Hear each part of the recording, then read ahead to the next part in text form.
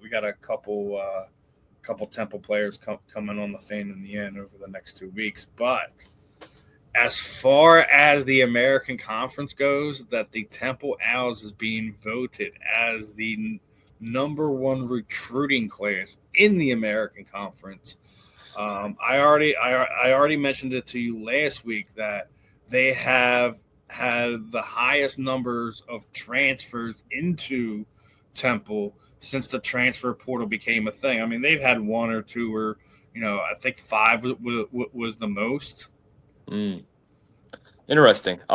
This year, I mean, their Temple football is only on the upswing. It looks like. I think they're either at 14 or 15 transfer portal transfers to Penn State, or two of them are from Penn State. That's why I was just thinking Penn State, but to Temple. Yeah.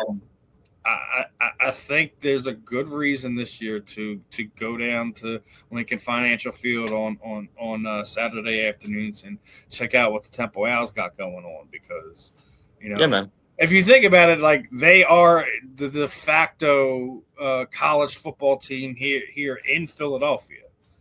You're right. I mean, there is no. I mean, it's not really a Philadelphia football team. Penn State is more Pittsburgh or upstate PA than it is Philadelphia. So Temple would be the team that you would need to keep your eye on. So, and Temple's the only. They really are the only school that would ever, if they ever got good, that would have ever a chance. Like, Temple could technically win a national championship. Like, you know what I mean?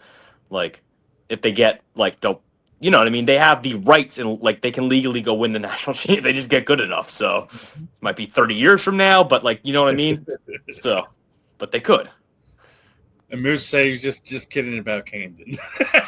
Thank you, Moose. We're gonna send you